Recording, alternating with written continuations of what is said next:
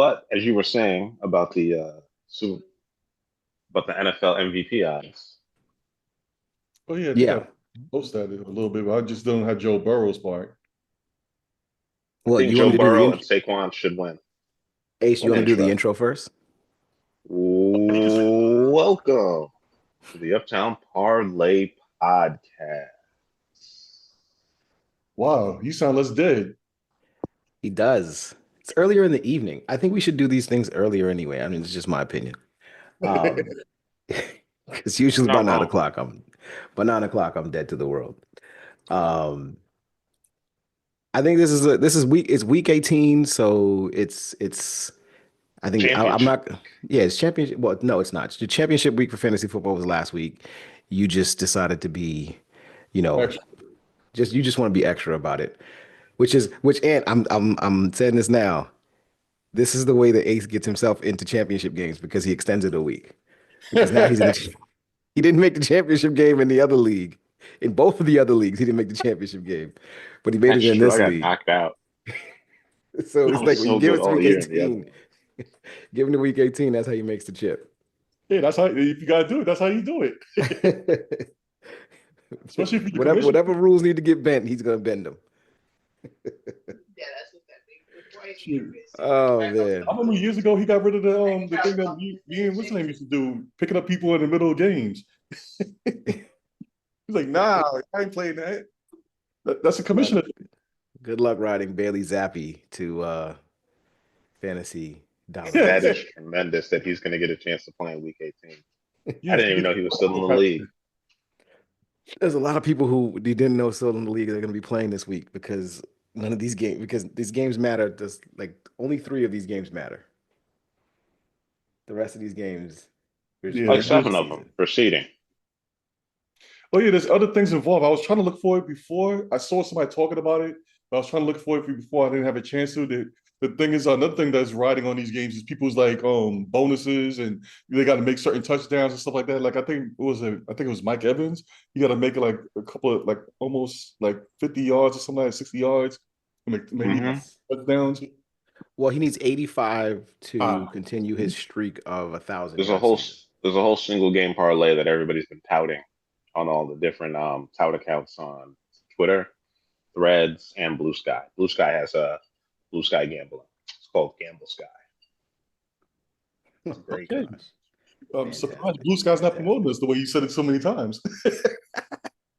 You know what? I don't think they have the budget. They can't afford us yet. They haven't hit the But big time. I digress, Ace. This is week 18 and you wanted to talk MVP, right? Yes, I did. I want to make the case for my man Saquon. If there's any point ever in an NFL season that somebody who's not a quarterback should get a an MVP award, it should be Saquon who ran for 2,000 yards in the appropriate 16 games. He's not even going to play next week, and he had to miss a week, and he's 100 yards away from the record. And they're not going to let him go for it because if he gets hurt, that would kind of ruin their playoff chances, the Super Bowl chances, and the entire offensive line would also have to play. So they can't play the backups there anyway.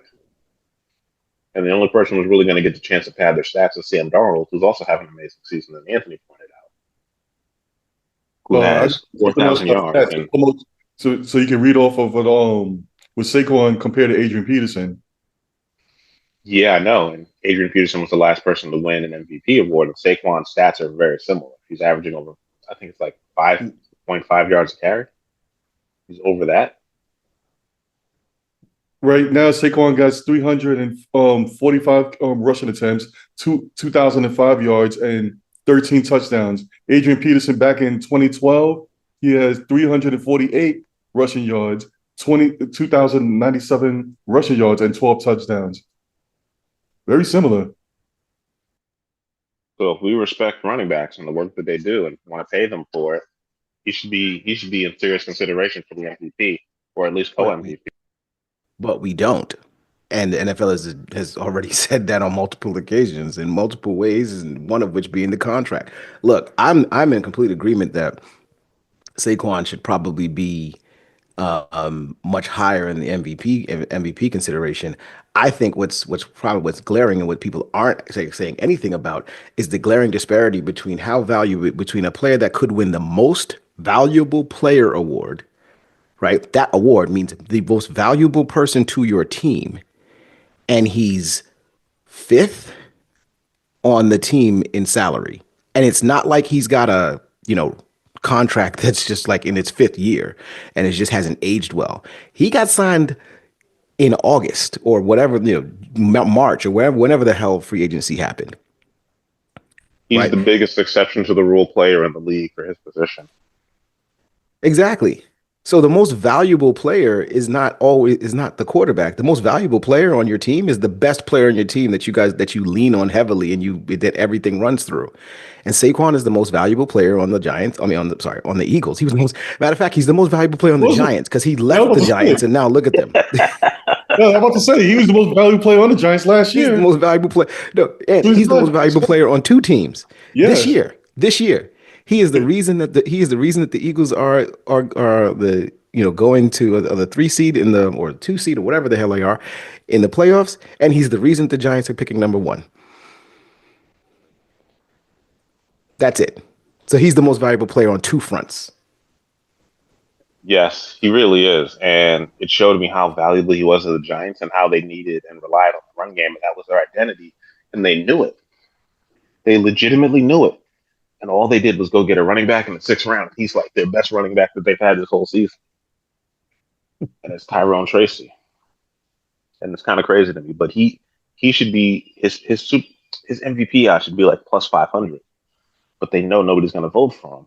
And I'm really annoyed by that because what we're saying is it's a self perpetuating theory with the NFL writers and I guess the people who have the right to vote. I don't think the people who I think it's more newspaper people who still vote for this, and not the people that are like on TV unless they're former writers. Like they brought back the sports reporter show, so those people still may have their votes. And I know like Dan Lebitard had his vote. I think he still does, and his father had a vote. But I don't know if like people like Mina Kimes and other NFL analysts do, who are just straight journalists and like other people like that. Because if they did, I think that Saquon would get some serious votes outside of just Philadelphia Inquirer. If it's these old people that still have it, they need to refresh this a little bit to have it for newer people to have these type of votes. It shouldn't be just them with the vote with these votes because they're just going to keep thinking the same exact thing. Might as well just take away the MVP part and put quarterback, most valuable quarterback, because that's all they But really are. seriously, Well, it's the question I have about the MVP just in general is like, does the narrative drive the voting or does the voting drive the narrative?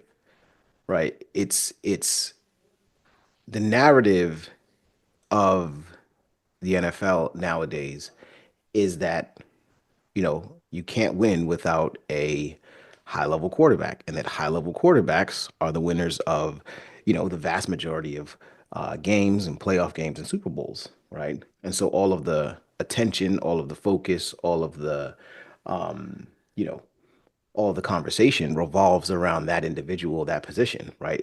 It's clear when everybody talks about what's the most difficult position to play in professional sports, not just like the NFL, professional sports. Oh, the most difficult position to play is a quarterback, right? So again, value is determined by what level of impact your role and your work has on the outcome of your team, right? And Right. so when you look at it from that standpoint, the narrative is that the quarterback is always going to be the most valuable person on the team. This is why I think the Saquon argument does it exists because statistically, Saquon Barkley is having one of the most amazing seasons we've ever seen from a running back. But from a value perspective, the narrative says that Jalen Hurts is still the most important player on the team, the most valuable player on the team because he's the quarterback. he has So, vultured so many touchdowns, and they even talked about how he wasn't making the correct passes. right, but that does Like it was again, such a but thing a couple again, weeks ago that they were like airing out dirty laundry in public, and somehow that was Sirianni's fault. Meanwhile, they was the one talking about it. right.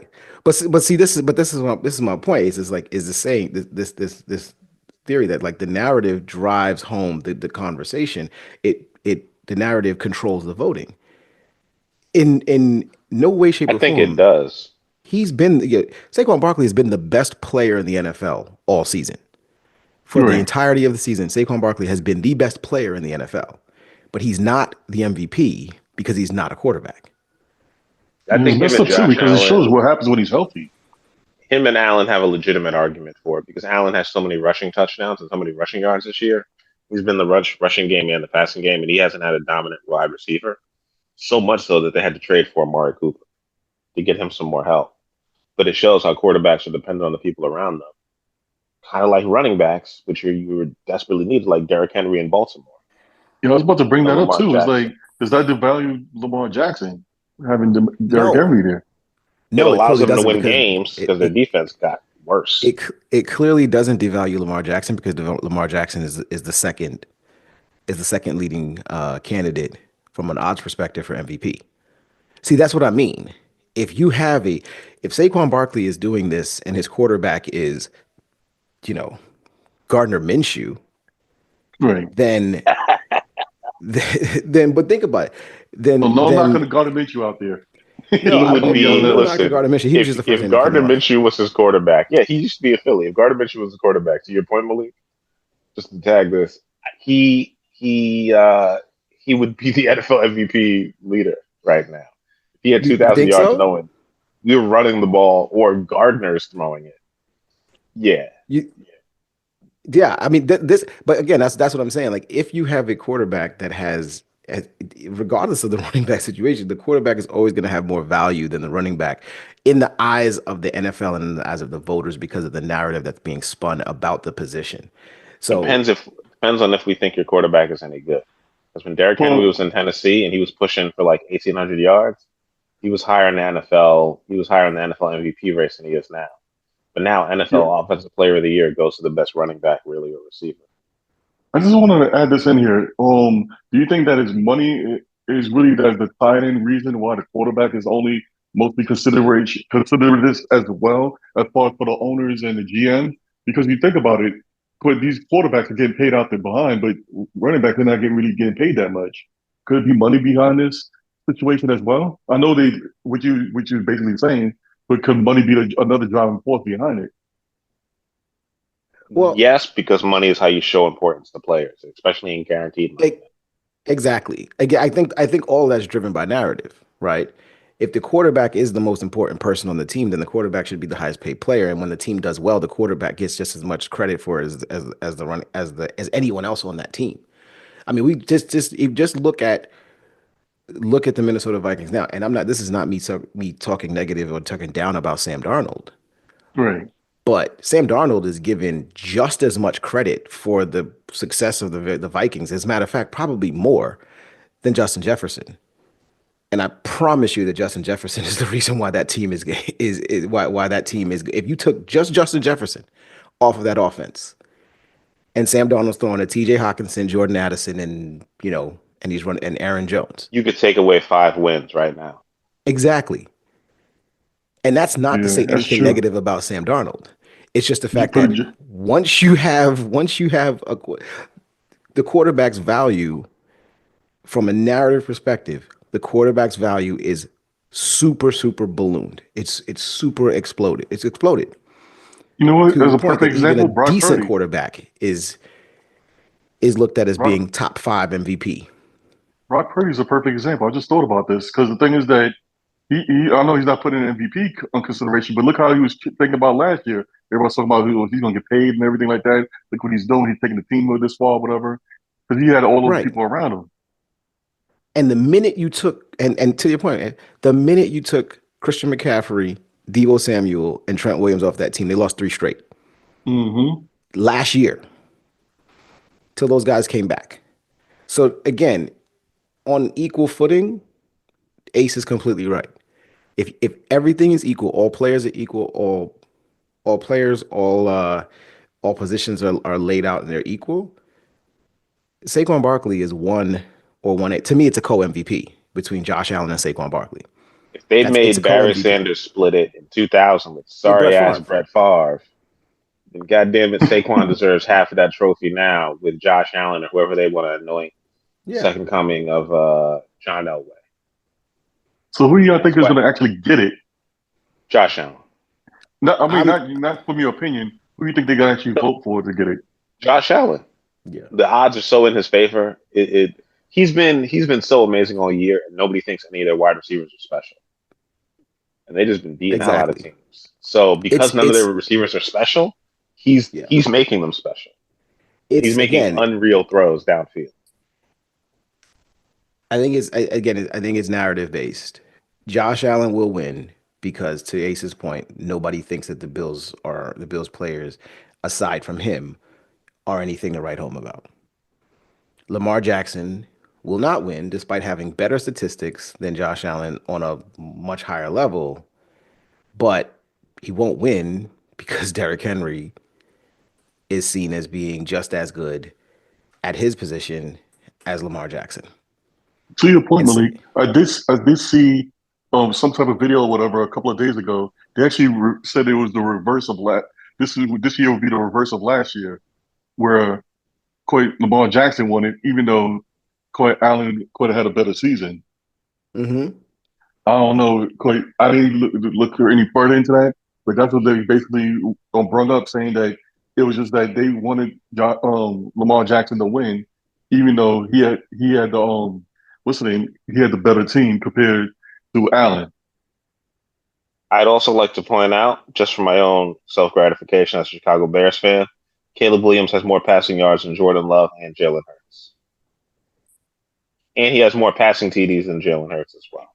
He just has a terrible defense and a shittier head coach. Way, Does way he have shittier head coach. 4,000 yards passing? How many yards passing does he have? That was 3,393 and okay. 19 TDs and 6 picks, which is amazing So for a rookie. so the Six trend is still going to interceptions, continue. It's 19 funny though TDs. how I people forget that mean, he was still a rookie. you thought he was going to throw for 4,000 yards his rookie N- season after they fired his head coach? No, well, no, not after 5 seconds. No, no, no. I remember the conversation. Well, I remember the conversation at the very beginning of the season. Yeah. Where the conversation about the Bears have never had a 4,000 yard passing quarterback in the history of the organization. They never had a quarterback to 4,000 yards, and He's had how 3 games this under 150. He's had right. 4 games under 150 yards passing this season. And the narrative around that was that this player was so talented that he was likely to break that in his rookie season. And I remember hearing all of those conversations. And so that's why I was just curious. I hadn't been tracking it, but I wanted to He hear is where he good, was though. and see how close he is to doing it. Oh no, I think he's Him and Bo very good. Nix are very talented and they're very close. Bo Nix has 3,400. He has 3,393. So they're within like about 50 or 60, about 100 yards of each other, to And be exact. Bo Nix has played less games, right? Yes. Because Bo Bo Nix Nix has didn't start. played, yeah. Was No, he Bo the Nix played starter at the 16 beginning? games. He was the Okay, starter so at he the was beginning. the He's opening had day more starter. Oh no, 300 yard It was games. Drake May. It was Drake May that didn't The, start all the games. the That's right. offensive line play. Yep, Drake May. Yeah, Drake May's Um, not in the top 20. did you guys hear who's going to be the Pro Bowl quarterbacks? I Yes, I only did. heard I the don't. AFC. I I didn't do hear the have the NFC. list. Jaden Daniels and Baker Mayfield got snubbed, and I forgot who else made it for the NFC. Mm-mm. Goff. Jaden Daniels is actually going to be the Pro Bowl. Sam Darnold and Jared Goff. As far as for the AFC is Josh Allen, Joe Burrow, and Lamar Jackson. Yeah, Guess That who yeah, really sounds that got fair. snubbed? makes yeah, because the guy on I'm not gonna say his name just because he's not giving us any promo, but the guy on First Things First was crying about Patrick Mahomes not being in it. He don't deserve to be on that. Uh, Statistically, that he don't whiny deserve to baby be on on first that. things first. Yeah, yeah. So This is his worst season statistically for Pat Mahomes. I mean, like, it's not like he's going to actually show up there if they actually get that far. well, if they got to the Even Super, if they don't if get they're in that the far, he Super might not Bowl, even show up. yeah, This man has thrown for five. Patrick Mahomes has thrown for 5,000 yards twice in his career. He's 1,000 yards under that. This is the lowest touchdown output he's had since 2019, and the most interceptions he had since last season. And he has one less touchdown. This is the lowest quarterback rating of his career, They'll except try to last say season. because he didn't have the players around him throughout the season. Who cares? It's whether or not. Listen, he's going for the three-peat. The man's 15-1. I just need them to beat Denver so that Joe Burrow can get in there, so I can finally win my futures bet on the Bengals making the playoffs. There's something in it for me. Something in it for me. I would love to see the Bengals get in there and try to play spoiler to at least the Bills or the what's the name, or KC. I would I would love to see that because they'd be the seventh seed. They're going to Buffalo. He's beating them in Buffalo, so that would be. I don't know why, but that would be so funny to me because I know the That'd be Bills so fans are awesome. riding so high right now that if they lose, that if he could sit there, they would legitimately have to be scared of getting into a shootout with Jamar Chase and T Higgins, who have essentially been playing playoff football for the past 5 weeks. Like we cannot lose. We cannot lose. Oh, It's that'd been be a so great year for awesome. running backs, though. Yeah, Rico Dowdell, Najee Harris, Tony Pollard, Bucky Irving, Aaron Jones, James Conner, Chuba Hubbard, Jonathan Taylor, Jameer Gibbs, Josh Jacobs, Bijan Robinson, Kyron Williams, Derrick Henry, and Saquon Barkley have all around for 1,000 yards or more. Spread Yet the running offenses. back position is devalued. Exactly. Right. Joe Well, because a Mixon, thousand Chase yards ain't, Brown, ain't, James ain't Cook. 1,000 yards ain't what it Yeah. used to be, I guess. DeAndre Swift is even in the top not 20, and he has 894 yards. Jaden Daniels, 864. Rookie of the year. He's going to get past my guy, but that's because that goddamn Hail Mary sunk us. Malik, you're going to be walking us through these games, so please take over. I'm passing the I am. torch. I am. Thank you. So, as we were talking, week 18 is upon us. Um, Last week of the season, some teams have a lot to play for, some teams have very little to play for, but we're going to run you through all the games anyway because as bettors, as degenerate bettors, you're probably going to put money on these games regardless. So, let's go ahead and get started. We have two games on Saturday, right? I believe it's two games. Mm-hmm. Yes, Hmm. two games on Saturday, starting with See, the no worse. 3 and third, and both games being from representatives of the AFC North. So we'll be watching the AFC. I'm wondering, and this is just me throwing this out here. Is this a Hard Knocks thing? Right? The AFC North gets Oh, it their own might be. day because Hard Knocks is tracking all of this, and like they get their own freaking day of Well, also, we know of they know we're gonna watch. It's just like, you know what I've noticed? NBA TV has put the Knicks on every single chance they can get when it's not on ESPN or TNT because they hmm realize New York loves basketball and both of our football teams suck. So we're gonna watch the Knicks every chance we can get. So it's on Yes, NBA TV every chance we can get. So yeah, yes. they know everybody in the country is gonna watch that. And shout out to HBO because I actually think this has been my favorite season of Hard Knocks in season. And probably, yeah, it's probably my favorite season of Hard Knocks just in general, with the exception of my Lions season. But other than that, yeah, I just think The it's great Bears them were following the boring. four teams. I think them following the four teams, you know, there's not a lot of fat on there. They've trimmed the fat to some degree I Yeah, because want you I want have them to we to, follow know the this because NFC it's the South same next same year. type of program. Every time they do had only one team. yeah. They had to go to the own name nobody and whatever. Yeah, because I mean, yeah, and then we'll get into the game, but it's like and this is, if you're not watching the Jets, right? It's not the Jets, and Ace, you're not watching the Bears, and I'm not watching the Lions. Do I care about the sixth round running back on the Cincinnati Bengals and whether he makes the team or not? Like, Hell no. no, No. no, at all. And they Before the tried to season spin. starts, yes, but in the middle of the season, I don't give a damn. And when they try to spin this narrative, I also just think that Hard Knocks is better. I think that it's better, it's more well done when the stakes are higher, and the stakes don't feel as high with that preseason show as they do in the regular season, the in-season show, because they're playing for something, and every game means something, and there's, Yeah, the job's on the line. yeah, there's a lot there. So, but I digress. The Browns, 3-13, are at Baltimore to face the Ravens, 11-5.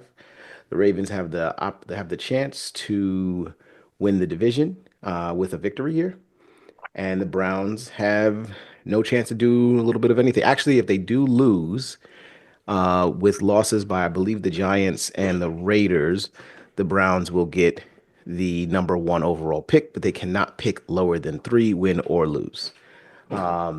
The Good for spread on them. this game, so needless to say, the Ravens are playing everybody because they need to win this game, and the Browns are actually not playing everybody because they are actively trying to lose this game. the spread on this is 19 and a half. It's actually ticked over to Ah, 20 damn. in some on some boards, but it's Who's the yes, QB?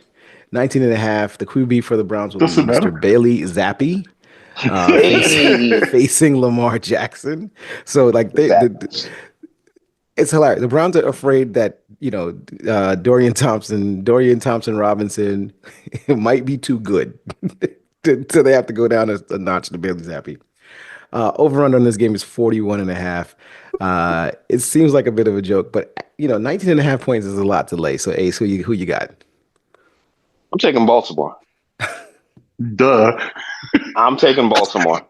Flock up. Let's go. I don't care where they're playing. I don't care if they're playing in Cleveland. I don't care if they're playing in a high school field. Listen, all these teams play outdoors, which is why I think this is the toughest division because everybody can have a cold in the game. Weather in Cleveland's going to suck. It's going to be freezing cold. And yet somehow they're going to lose 37-3. Bailey Zappi is a pretty good quarterback, so he could actually mess them up and score a few. The backup wide receivers want to score a touchdown in the NFL, and maybe they have performance bonuses in their contract too. So who knows? Maybe they want to score a few TDs and get something going. There's no way that Baltimore loses this game. If Baltimore wins this game, they win the division, which would put them at the 3 seed, right? 12-5. So Baltimore's going to win this game. Yes. So by how much? So I think Yeah. Baltimore can win this game 28-7, which would give them the requisite points to cover. So this is going to be not a lock of the week, but Baltimore should win. They should cover. There's no chance that Cleveland has a chance to score. Dearness Johnson is going to be their starting running back. So yeah, that's screwed. He hasn't played all year. Yeah, Jerome Ford's on IR, David Njoku's on IR. Uh Yeah, Jerome Fuller helped me out last week in fantasy. Now I had to send him to the shadow realm. Thanks for being on I IR. think he helped you. He They're had not two even points for letting me. Jameis get to the field because he might be good enough to get He on the way. out. That's 2 points. Exactly. And Um, this is a very hard decision. I'm going to go with the Ravens. I'm going to take the over, even though I don't want it for fantasy. But as far as for this game, this is definitely going to be a beatdown and yeah, a snooze fest for every other fan that's not the Ravens watching this quite team make the beatdown of a division rival. I'm going to make this my first lock of the week as well because might as well bet into that. So I'm taking the Ravens and the over. I typically don't like locking in games where the number is over 10, so I damn sure ain't locking in this game. But I will go Ravens as well. Hey, I have to take the risk. There's I mean, there's no reason that the High Ravens risk, high should reward. there's no reason that the Ravens should I think this game could be up 20 by half. It could be 20-0 at the half, and we wouldn't be surprised.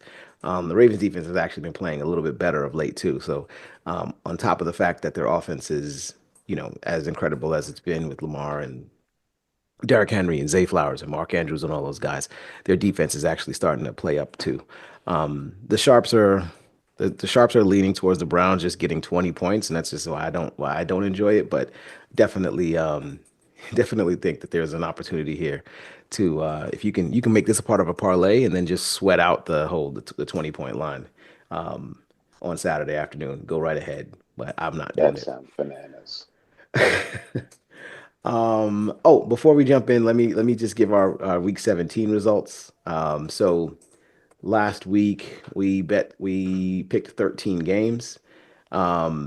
Ace finished 9-4, 3-3 in Woo! best bets. Ant finished 7-6, 4-2 in best bets, and I finished 6-7 and 4-2 in best bets. So Always the middleman. Yeah. all right. Bengals Hey, at yo. Steelers. Bengals 8-8, Steelers 10-6. Steelers still have an outside chance to win. Actually, no, I don't think they do have an outside chance to win the division now because they've lost to Baltimore twice. So they They probably do. If can't. Baltimore loses, they can win with a win. Did they were they swept by the Ravens or did they split that Uh, season series? I gotta be honest, I'm not sure. But I Yeah, think if it's the tiebreak. yeah, there may Baltimore be an must have. outside chance for them to win it. So this game probably means something to them just Don't from a count out the division Zap Master. perspective. But it doesn't. But I think it means more to them from a just a vibes Facing a division perspective. rival. Division and rival vibes perspective. Like they've lost three straight. Um, Granted, three very, very difficult games that they've lost. Um, but they lost three straight against they lost to Philly, Baltimore, and KC in their last three. So the team is starting out Well, it's 10 split. and The Steelers beat 3. the Ravens on November 17th, starting Okay, February. great. So then there's a possibility that they could potentially win the division by winning this game. So I say all that to say this game is very important on both sides. Obviously, the Bengals need to win and need some help in order to get themselves into the playoffs, but the Steelers have something to play for here. The line on this is Bengals -1.5. Although I've seen this line move a little bit to Pittsburgh, opened up at Pittsburgh I'm sorry, Pittsburgh -1. So this is basically a pick 'em on the betting lines, depending on where you're making your bets. Our bets are coming from FanDuel Sportsbook. So um, I think this has been a bit of a coin flip. Over under is 48.5. Ant, I'm gonna start with you. Bengals at Steelers. Who do you think? I think the Bengals going to pull off a miracle and get into the playoffs. So I'm going to go with the Bengals on this one. I'm going to take the over in this one. This is going to be my second lock of the week. I think they have a chance. We were talking about this earlier that the Bengals quite and quite, we was bringing up with the Bengals and also with the Lions. Their team is built on offense. They can score a lot of points. Yes, the Bengals might have a horrible defense, whatever, but I think they can pull this off. And I think the score is definitely going to get racked up. So I'm going to go with Bengals in the over in this one. Like I said, this is going to be my second lock of the week. All right, Ace. I am also locking in the Bengals. Quick notes about Pittsburgh's defense. Their run defense is top 5 in the league. Their pass defense is top 20.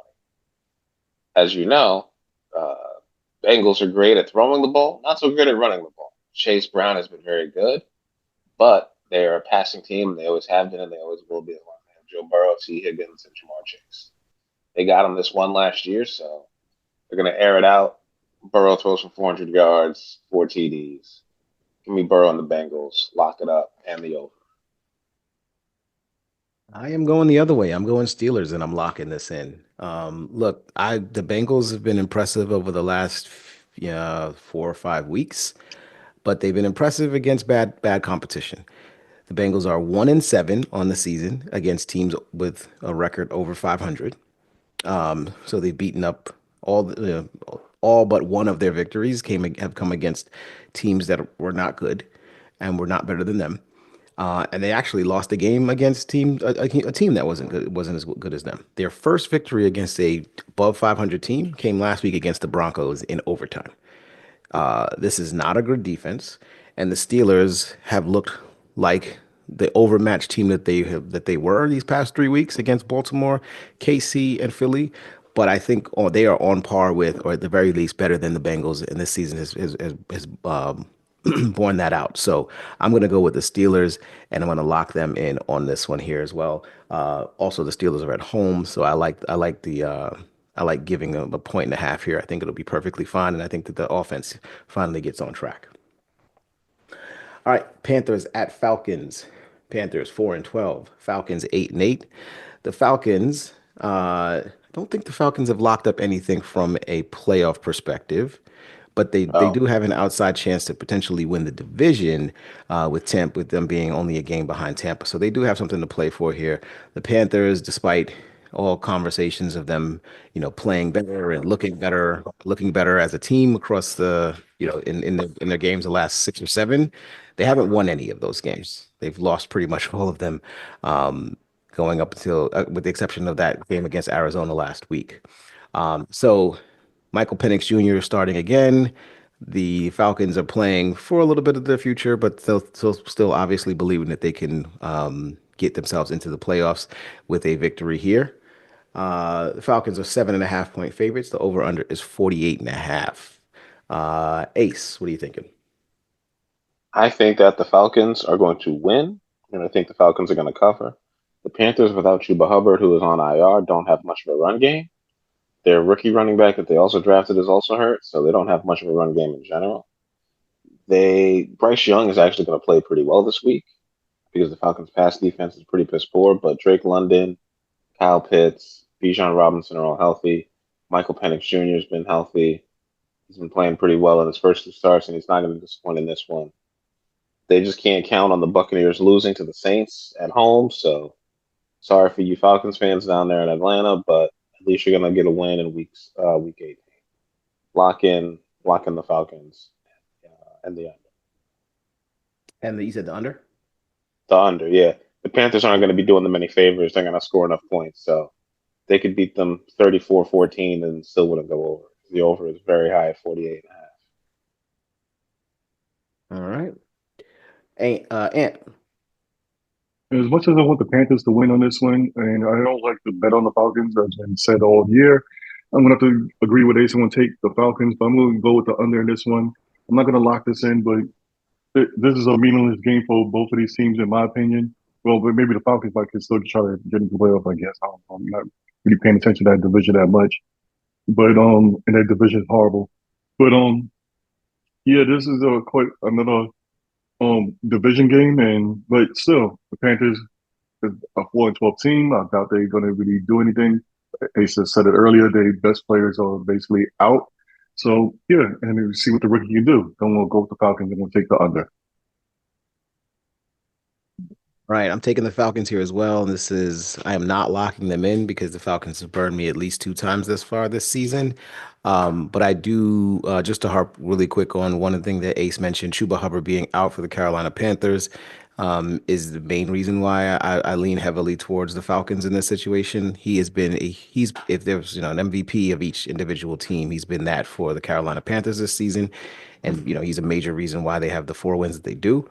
But on the other side, the Falcons have actually, with the switch over to Michael Penix Jr., have leaned more on their running game, which has been really good. And in particular, Bijan Robinson. I know Penix has only started the last 2 games, but before that, Bijan, even going back as far as the Chargers game back at the beginning of December, he's logged 26, 22, 22, 22, and 17 carries and been over 100 yards, or sorry, over 90 yards in all 5 of those games.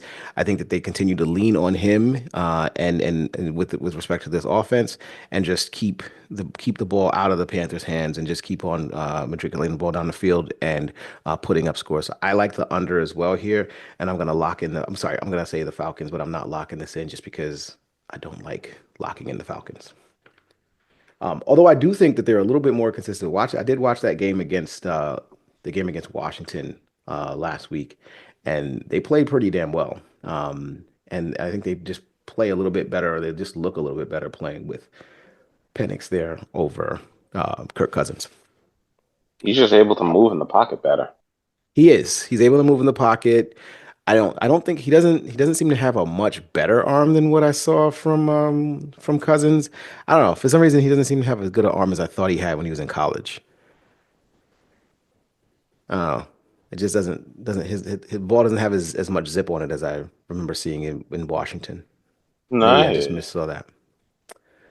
Mm. All right, Commanders at the Cowboys. Commanders are 11-5, heading to the Cowboys, who is 7-9. Not much riding here in the game. The Commanders are, locked into their position as a wild card team. Maybe some shifting with respect to seeding, but I don't. No, actually, I don't think so because they have the same number of wins as Green Bay. So maybe there's some shifting from with them in Green Bay, but uh, they won't move up to 5. Meanwhile, the Cowboys are officially out of the playoffs. Nothing to really play for on their side there, but it might be the last game of the Dallas career of Mike McCarthy. So that's something to be said. The Cowboys are hosting this game, and they have not been very good at home this season. So there's something to play for just from a respect perspective and maybe just a vibes perspective going into the end of the season. As you know, Dallas Cowboy fans reset their expectations literally on Monday. They will be talking about winning the Super Bowl in 2026. So let's go ahead and get started with that really early by letting Dallas try to get a victory here against a Washington team that's pretty much playing for, not to get anybody hurt and getting themselves into the playoffs. So, Ant, start with you. Commanders at Falcons 11-5. I'm sorry, Commanders at Cowboys 11-5 at 7-9. What do you think? Yeah, I'm just going to take the Commanders on this one. It seems like the Cowboys already made business decisions. I doubt they're going to even try to win a game. they basically season's basically over. They still going to put in a little bit of fight into this, so I'm going to have to go with the over on this one just because they're still going to try to go and do something at least for their coach. So give me the Commanders and give me the over. All right. And I don't know that I said the line, but I'll say it again just to make sure. The Commanders right now are 6.5 point favorites. Over under in this game is 44.5. I'll go second. Dallas got completely smoked last week by the Philadelphia Eagles in the first game since they announced that they were shutting down CD Lamb and a bunch of other guys who were dealing with injuries. Um, the Eagles went out and just completely destroyed them. I don't think much better happens for them this week against Washington.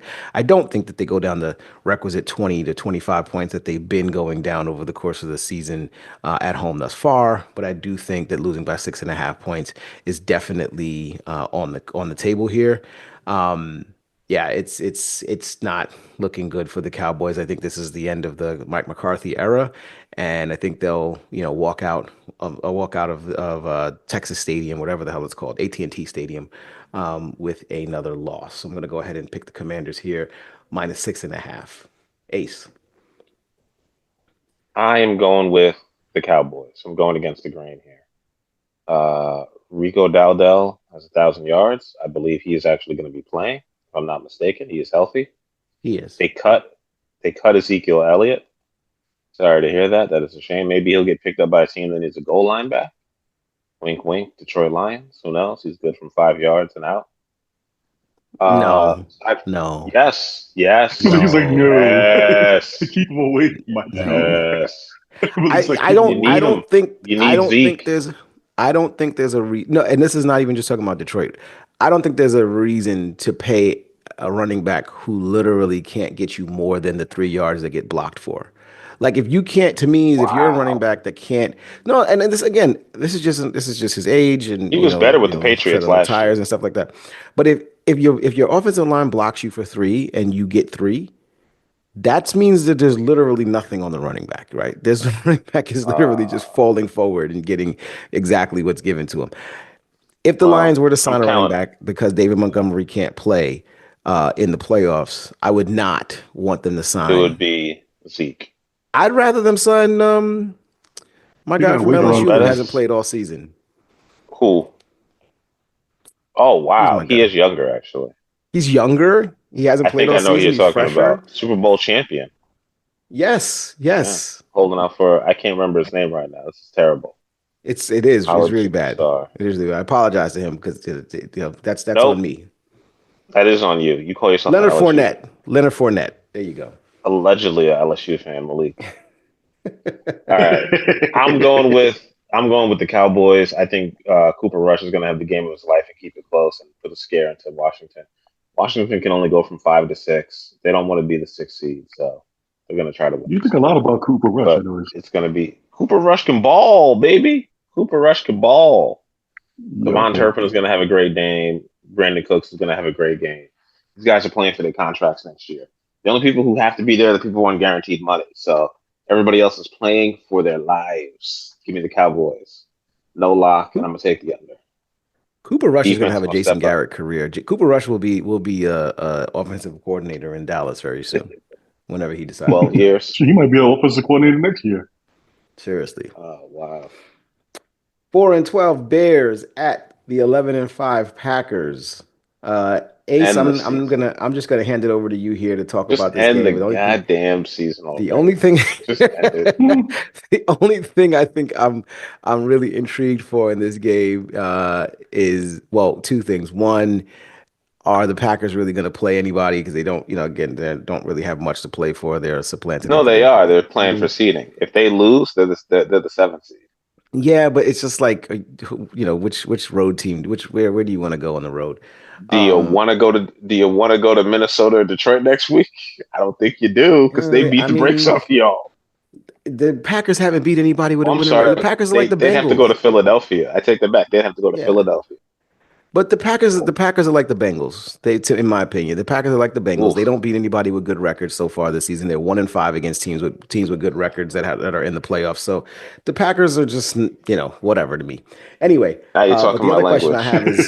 the other question I have is the Bears are the Bears gonna break the streak? I don't think if you're Caleb He'd have Williams, to you want throw to for go into 700 yards. Ain't no way in hell he's I gonna don't throw for think 700 If you're Caleb yards. Williams, you don't want to go into next season riding a 11 game losing streak. That's just not cool. That's just not cool. So anyway, If they uh, lose and one of the other four Ace, win teams wins, they will have a top 7 pick. the They can move Packers up 3 spots are by losing this game. the Packers are 10.5 point favorites right now. The over under is Oh 41 and a hell no, half. the So Ace, go disrespect. ahead. Ace, go ahead and make your pick. I don't usually do this. I don't usually do this, but you know what I'm gonna do? I'm guaranteeing a victory. I'm guaranteeing a victory on behalf of the Chicago Bears, on behalf of the memory of Walter Payton, of Buddy Ryan, of RIP to the big man Dick Buckus, to to Steve Mongo McMichael, who lost his battle earlier this year to cancer. We are gonna go in there. We are gonna rip the goddamn heads off, and we are gonna beat the brakes off of the Packers. I'm tired of them. I'm tired of losing to them. They've won 16 out of the last 17 games against us. Jordan Love is overrated. His wide receivers are mediocre. And Josh Jacobs was a great signing by them. So hopefully we can stop the run this game. But aside from that, Caleb Williams, stay on your feet, my brother, and just keep throwing quickly. Quick throws, we will beat the brakes off of them. Jonathan Owens is going to get his get back from them cutting him. He's going to get a pick six, and he's going to take it to the house. Shout out to Mr. Jonathan Owens. Go Bears. I I Lock it remember in. talking Plus 10. I remember talking some trash about Jonathan Owens a couple of weeks ago when we were He going to talking come about find them you. well, okay, Mr. Biles can come and find me. That's perfectly fine. The disrespect.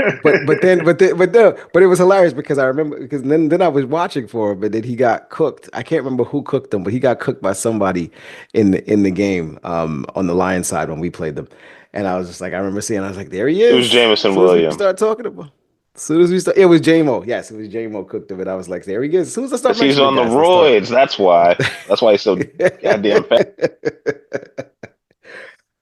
What he Ant, what took, do you but he did say? serve a suspension for PED. He did, but they were like they weren't like roids. They were like something Oh, stupid. they were soft roids? They weren't roids. They weren't like, they weren't Vitamins. like Barry The Bonds, the original clear. Wizinator? Well, what did he have on They weren't Barry Bonds' the clear. Okay. He wasn't he didn't it? It become was the A-Rod in a tan. week or anything like that. No, it was something different. Something a little less less egregious. But Ant, over to you. Packers 10.5 point favorites over the Bears. What are you thinking? Let me see. The Bears are 4-12, Packers are 11-5. Ace just gave you a nice little fantasy island type of situation there, coated with his fandom. I'm gonna go with the Packers in this one. I'm taking it over. This is gonna be my third lock of the week. This is gonna be a beatdown in the Bears stadium. Oh no, this is a Packers stadium. Oh, yeah, they definitely gonna Yeah, get the beat Packers are down. We're home, going to yeah. Lambeau. We're ruining their week. Yeah, okay. This is not the Lions versus the Packers. Aaron Rodgers last year. This is the Bears getting their ass whooped. Welcome to NFL, rookie. I don't, yes, it's funny. I don't want to. I mean, he's had his welcome to NFL moment about 63 times now because that's how many times he's been sacked so far this season. Um, I don't want to pick the Packers in this game, but this is the type of game that they win. They win games like this, and I actually think the Bears are actually really really alive to cover here because the Packers have this was if we don't remember we don't forget was this the blocked field goal game with the Bears, Ace? It was, The yes. last time these two played, this was a game where like the Bears had it right That towards is the end, correct. and yeah, yeah. So I could absolutely see that That is. going exactly the same way. I do feel bad for the interim coach here, but he's had a nice little run, and it's going to end here for him. Um, I don't know if Ben Johnson is going to be the new head coach in Chicago, but I think the Chicago is definitely a team that's can turn this around pretty quickly in 2026, and this might be an opportunity for Caleb Williams and the team to show what they can do against the Packers defense that I think is a little bit suspect personally in watching the games that I've seen against them. But I do think the Packers win this game outright, not locking this in. But I think because I think the 10.5 is just a bit much. But I do think the Packers win the game, and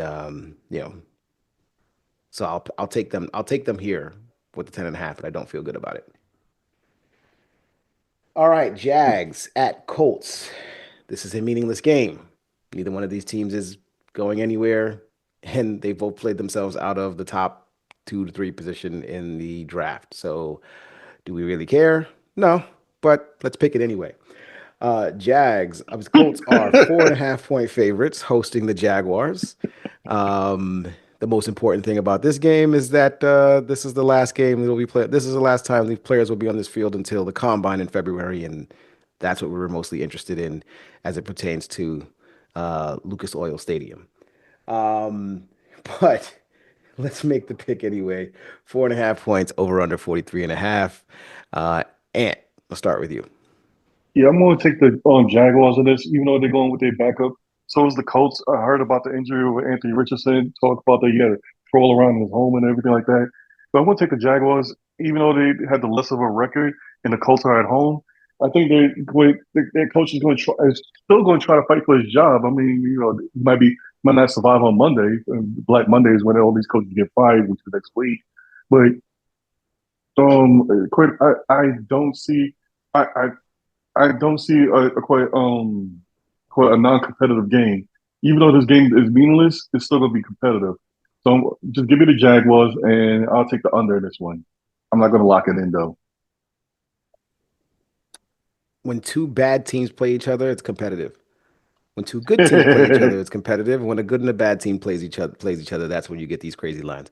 I'm agreeing with you, and I'm going with 4.5 points is just way too much to give Joe Flacco and this team. So I'm gonna go ahead and pick Jacksonville as well.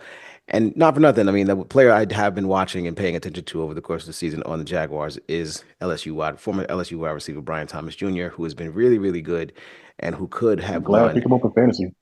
who to me, in my opinion, could have a could be should be definitely in the top 3 conversation for offensive rookie of the year. He's been that good this Hmm. season, despite the team being really, really bad around him. But I'll take the Jags as well. Hey, Ace. I am taking Jonathan Taylor and the Indianapolis Colts since Of he course you threw are. that touchdown away that would have won them the game. Of course I am. That's right. Anthony Richardson isn't playing. But since he threw that touchdown away against Denver December 15th, he has run for 333 yards and 5 touchdowns. He will run for at least 3 touchdowns in this game. They're going to win the game. They're at home. He's going to carry Joe Flacco to his final victory as a starter in the NFL at the ripe old age of 385 years old, because that's how old he is in football years. Flacco will then retire back to New Jersey, and yeah, we'll see him in the booth next year. So Well, give we me see him the come off the couch Colts. again next year. Give me the Colts. Yeah, to steal another comeback player of the year award. Give me the Colts. And they're going to beat down the Jaguars, who want a high draft pick, so they can get a lot of help on the offensive line, defensive line, wherever they need more help. Yeah. Jags need more help, and they're going to tank it and lose. Yeah, I'm convinced Joe Flacco just has bills and he just comes back and plays because he's got bills to pay. I think he's got like Rents nine. I do. think he's like, hey, I got a mortgage payment to make. I'm a 95% interest on his mortgage. who needs a quarterback for a day? I'll just come and do that, no problem. Um, Use my yeah, wisdom. Bills 13-3 at the Patriots 3-13. Flip the records. This is what we're seeing here. The Bills have nothing to play for. They're locked into the number 2 seed in the AFC. The Patriots probably want to get the number 1 pick overall just to figure out what they're going to do with it. I think that's the most important conversation of this, honestly. But the interesting part of this is Josh Allen is probably going to play a snap or two. He has this streak of 115 consecutive games started, and he's not missed. And so the conversation has been that he wants to keep that streak going. And so the likelihood is that he is going to come out there, maybe take a snap or two, and then get out of Dodge. And then the Bills will run with Mitchell Trubisky for the remainder of the season. I mean, for the remainder of the game. Um, and the potential for either Mitch Trubisky or former Jet great Mike White, who signed to the active roster on Friday. And so there's a potential for Mike White or Mitchell Trubisky or both of them to get into this game.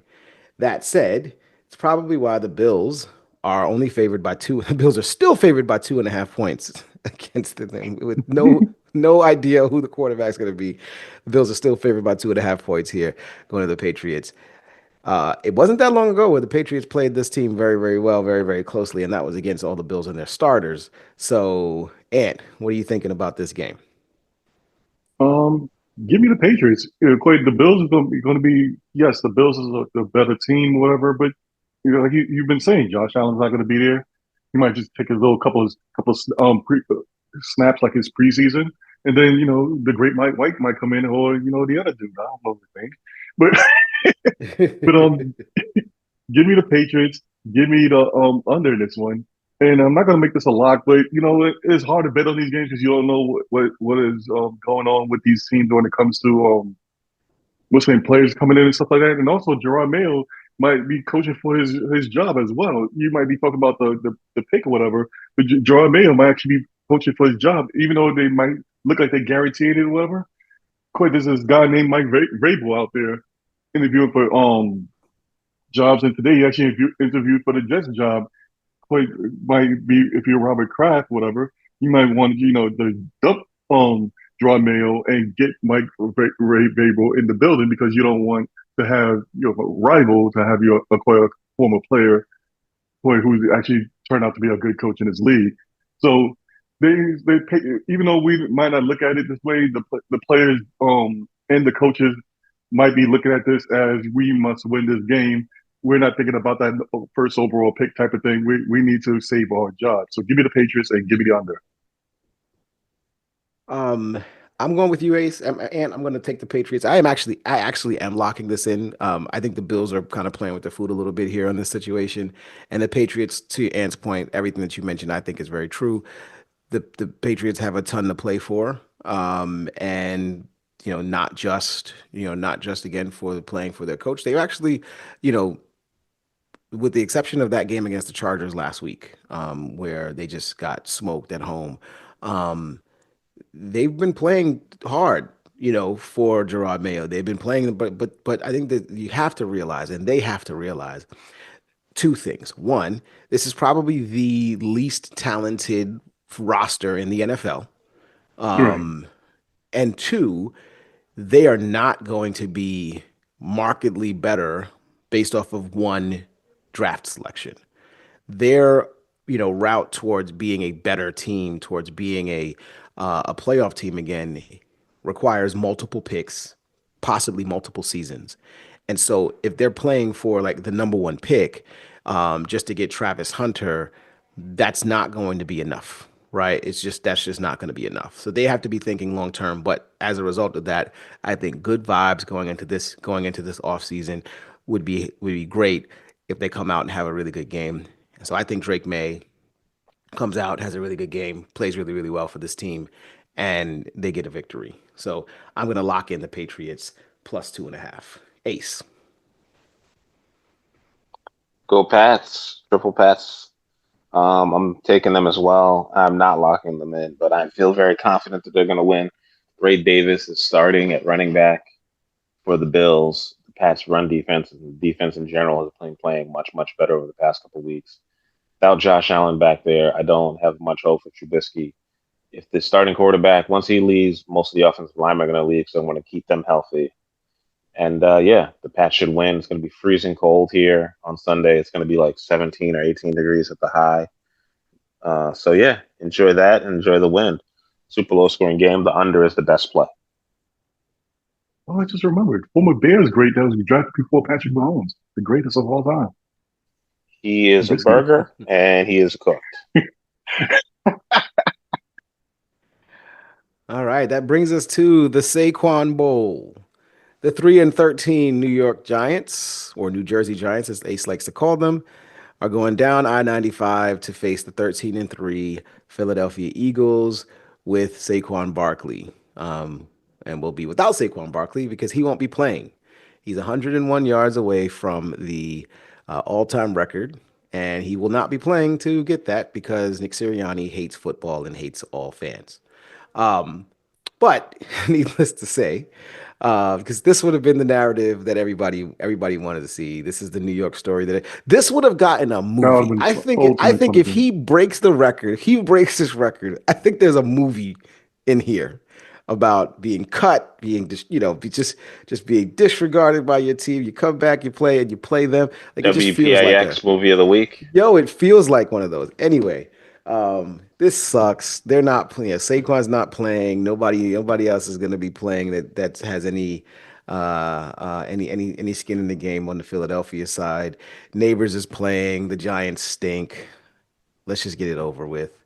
Philadelphia's 3-point favorites here at home against the Giants. Ace, what are you thinking? Philadelphia's going to let them win the game.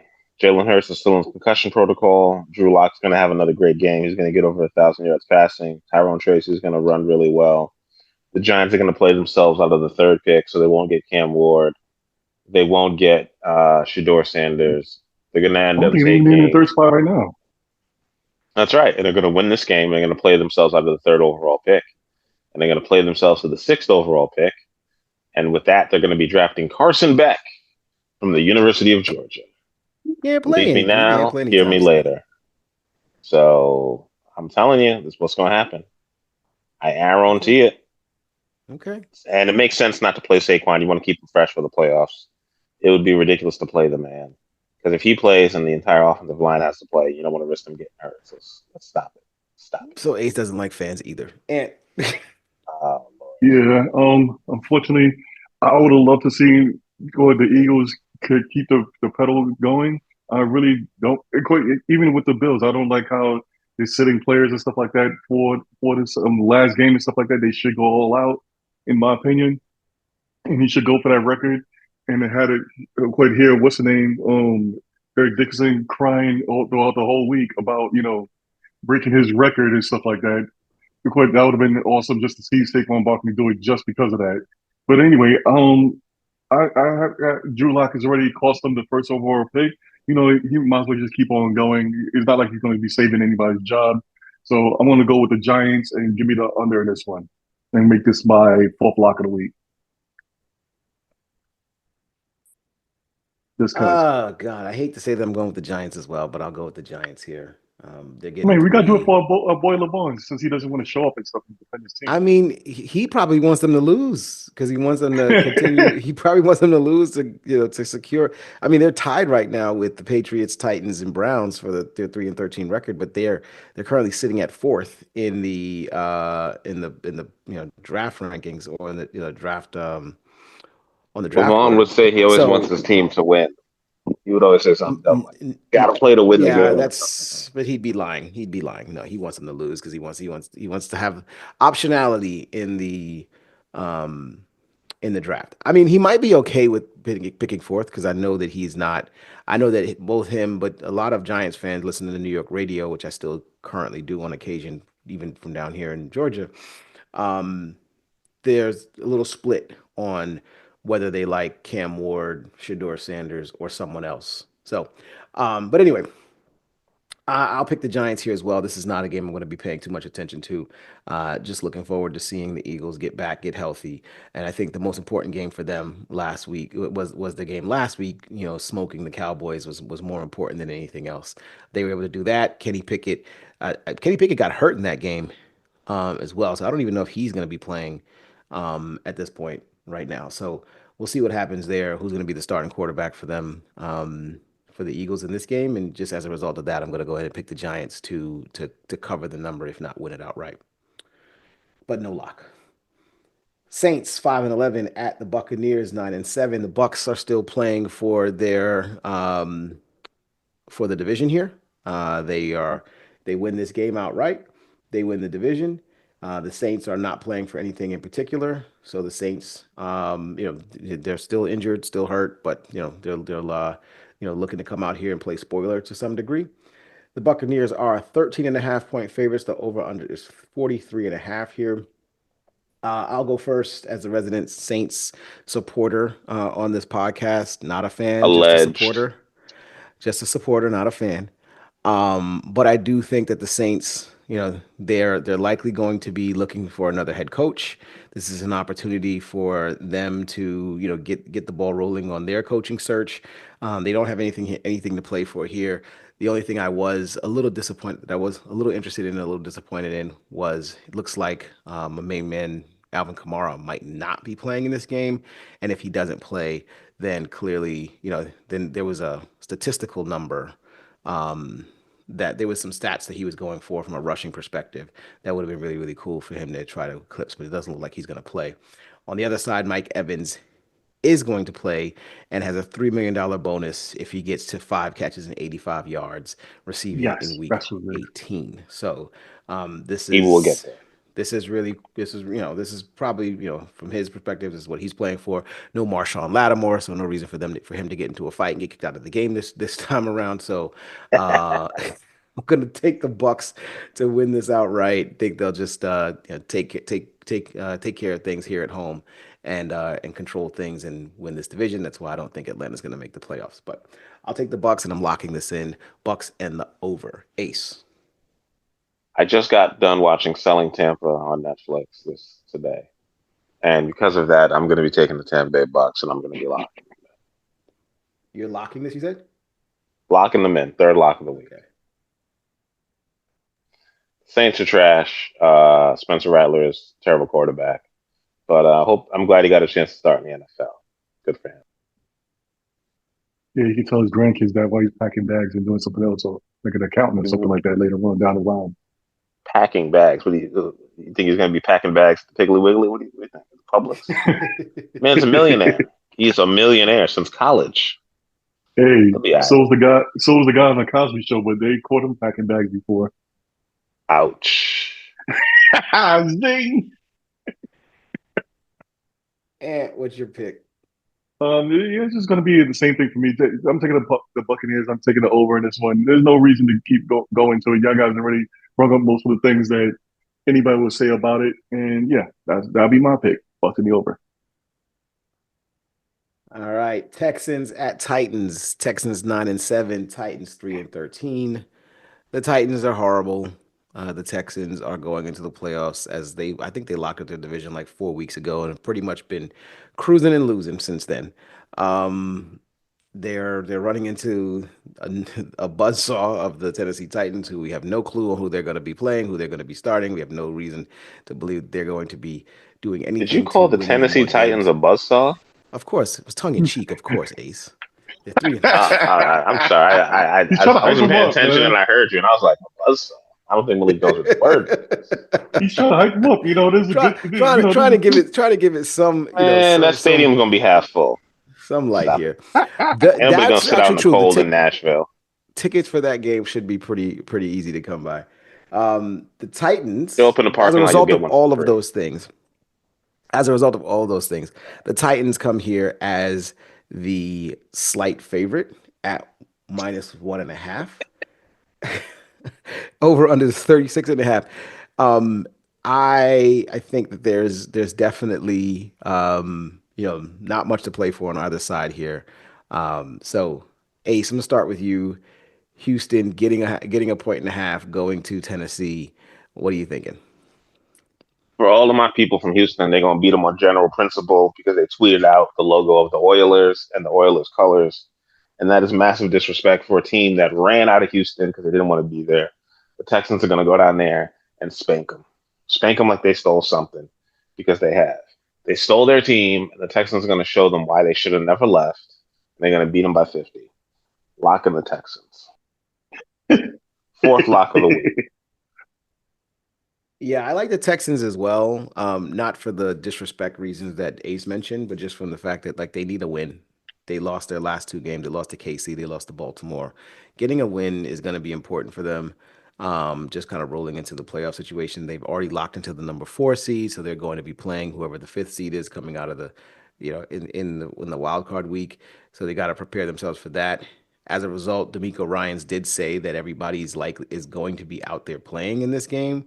I don't know that there's, I don't know that they're going to be playing the whole game. That means they're playing the whole game, but at least he's going to have his starters out there in the beginning of this game. So let's see what happens. But I think as a result of that, I just feel confident that the Texans will be able to win this game and cover the number against the Tennessee team that's probably not going to have much out there. So I'll take the Texans here as well, and I will lock this in as my 4th lock of the week. And over to you. Yeah, I think this is gonna be my 5th lock, so I'm just gonna lock them in as well. I forgot what team we are talking about, but I'm gonna take I'm in the under. That's how bad this thing is. So I'm gonna take the Texans in the under this one because I'm in Texas as well. So I gotta stick with the homies. All right. 49ers 6-10, Cardinals 7-9. 49ers are sorry, the Cardinals are 4.5 point favorites here. I will admit I was very, very intrigued by what I saw from San Francisco last Monday when they played my Lions on Monday Night Football. Offense moved the ball really, really well. The running game looked good.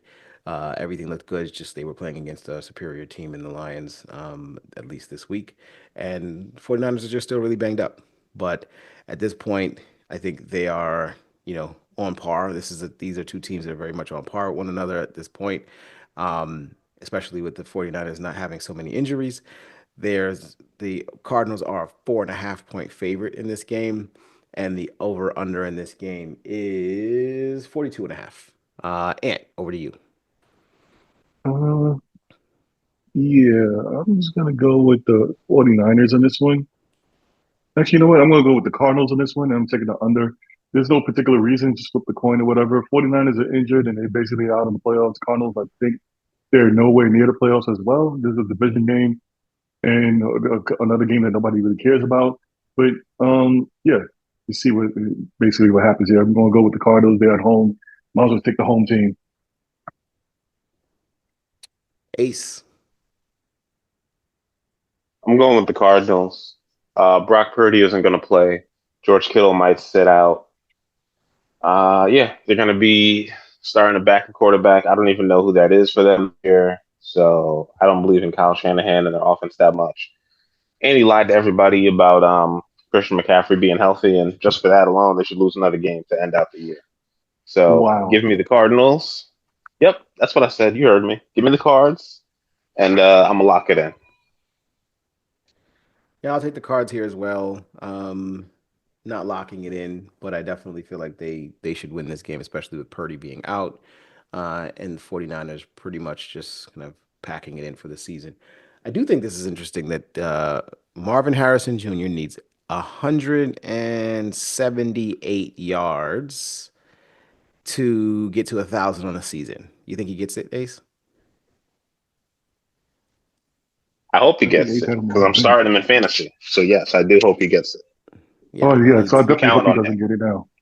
He's only got 57 catches, which is another weird I number. I know. think I see this is to me my issue with this is this I think this might be Kyler Murray's last game. Hot take. I think this might be Kyler Murray's last game in a Cardinals Oh uniform. no, he played really well this year. Actually, he kept them in it, and they win this, they finish with a winning record. So no, he's not going anywhere.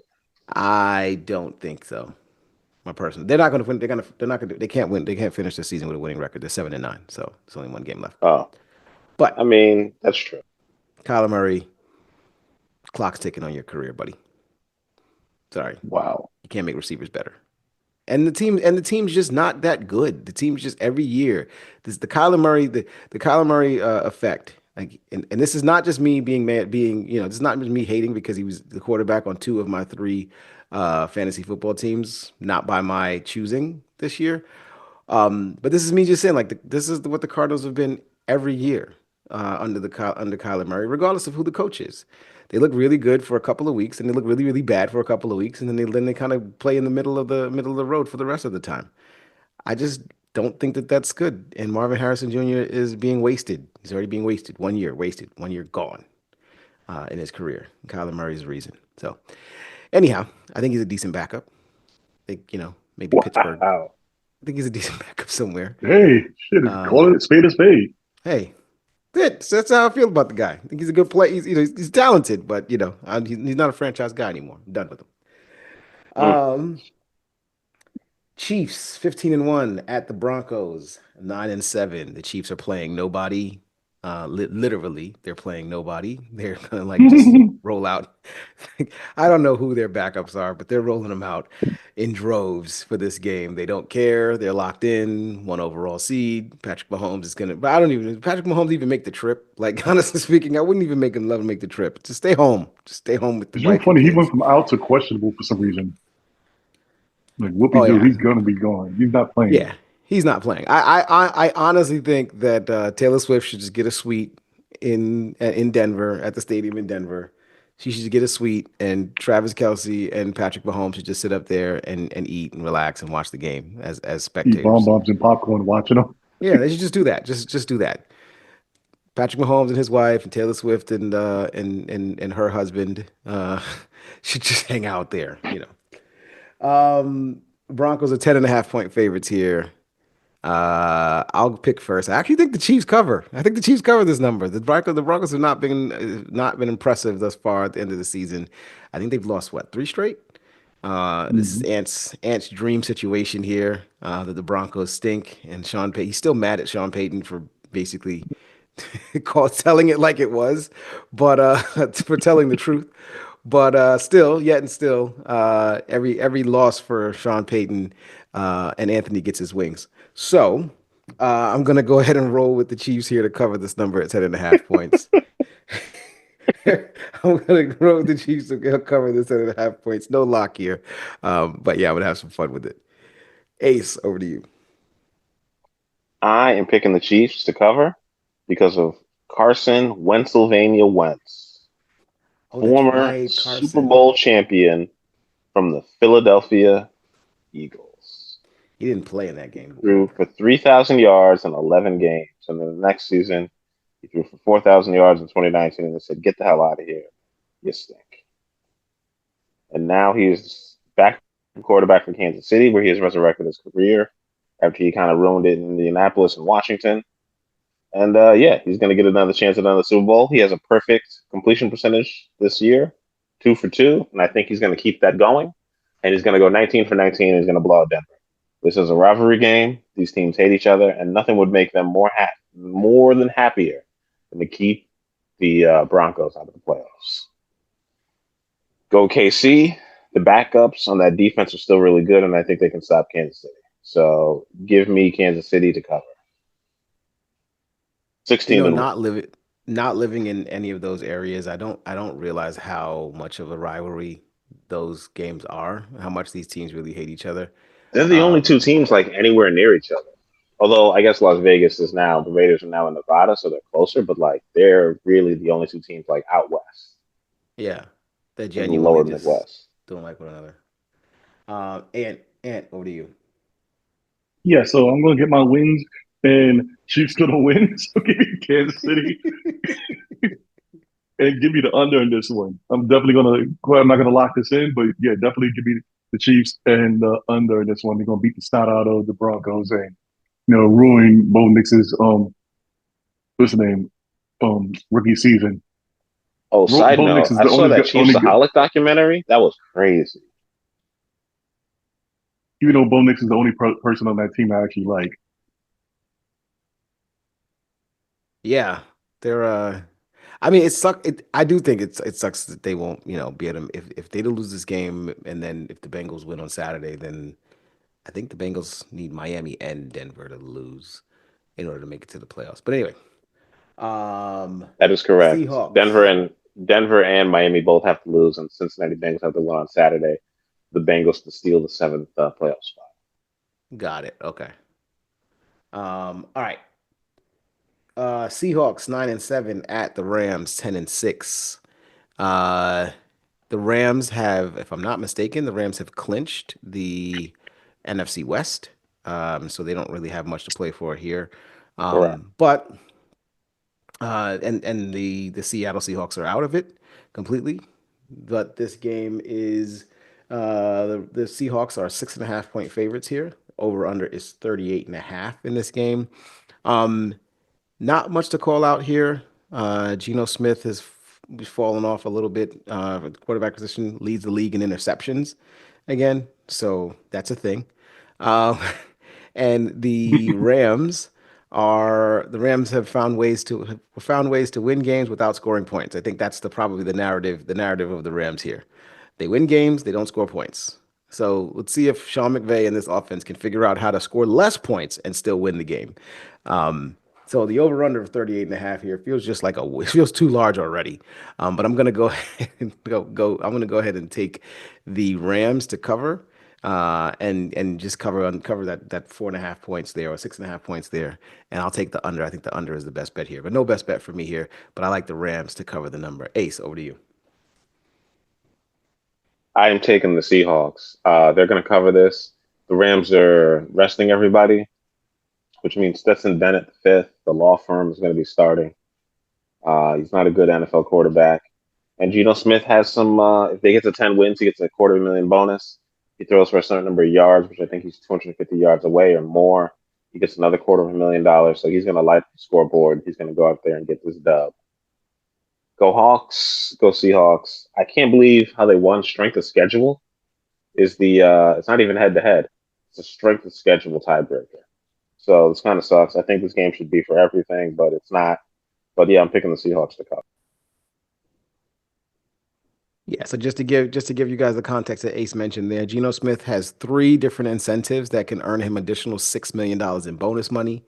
He needs 185 passing yards, a completion rate over 69.7, and one more Seahawks win. So the Seahawks need to win this game. He needs to get 185 passing yards and have his completion rate be over 69.7. His current completion rate is over 70%. So he could just throw dinks and dunks for the Nice. entirety of the game, get to 185, and then check the hell out of it. Like, really, honestly speaking, that's what he could do. So I wouldn't be surprised if that happens. But Ant, over to you. Yeah, I'm gonna go with Ace on this one. I'm taking the Seahawks, and I'm taking the under in this one. Everything you guys mentioned, and also from what I saw before from the outside media, is already looking at Geno Smith as like his job is on the line or whatever.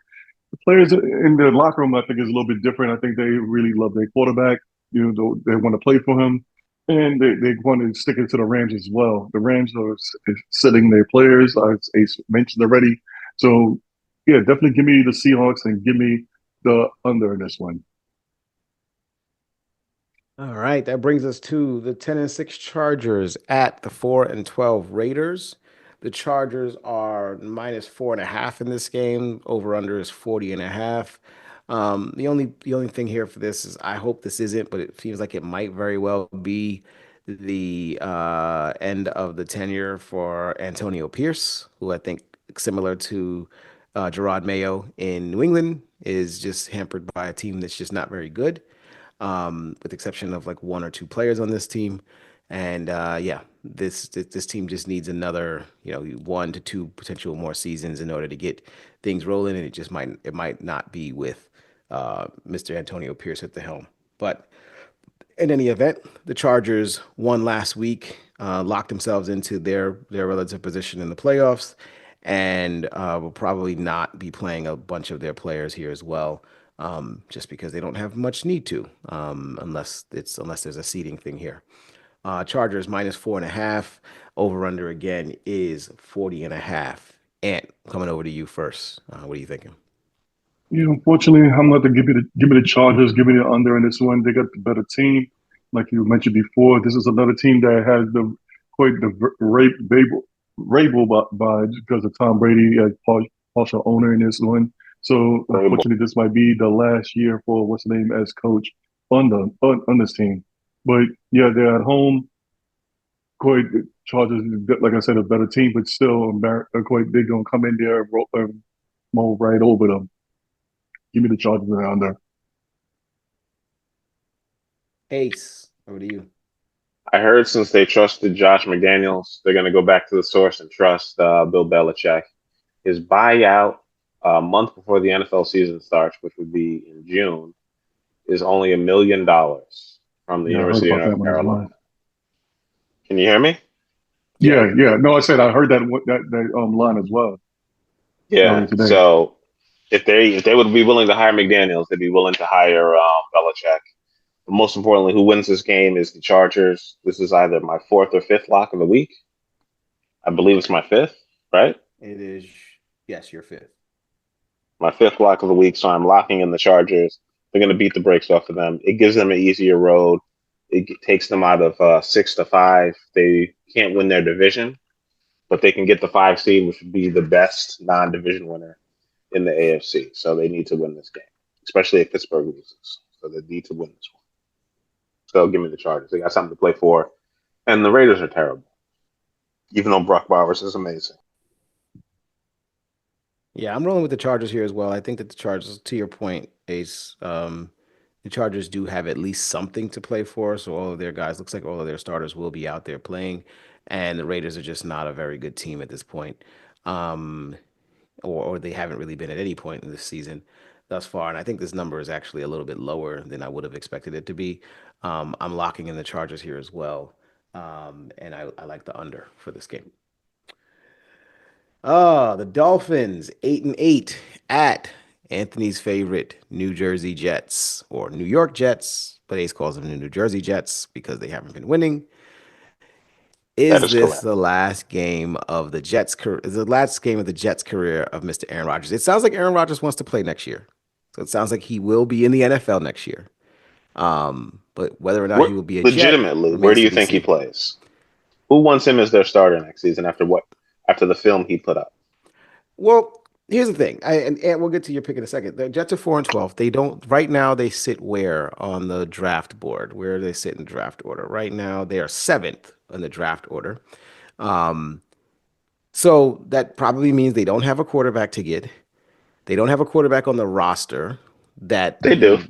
in terms of like future, they don't have like a future Tyrod. project. They don't have a Oh future no, they project got the rookie quarterback. from They got the rookie from FSU. You Yeah, talking Jordan about Jordan Travis. Travis? Jordan Travis, yes. So but even if you believe Jordan Travis is has the potential to be a starting quarterback in the NFL in the future, he's not ready yet. He's So still injured and has setbacks on that as well. so I honestly think that the best place for Aaron Rodgers to be is right where he is. Now the question is whether or not the Jets organizationally want him. But if he can't play for the Jets, then the only other team I could see him going to would be a team like the Raiders, who are 4-12 and are not getting a quarterback either, right? A team that is quarterback hungry needs to get a player, but they don't have the draft capability to get said player, and You can so move in with Devontae. they'll roll Sleep right out, next yeah, to the Taco Bell. they'll Yeah, I roll don't out, think I don't think he's going to go back there because Devontae left there. yeah, and that's why I said like Oh it's no. got to be a team. It's got to be a team like that. That's why I think the Jets. I think he actually stays with the Jets, much to Anthony's chagrin.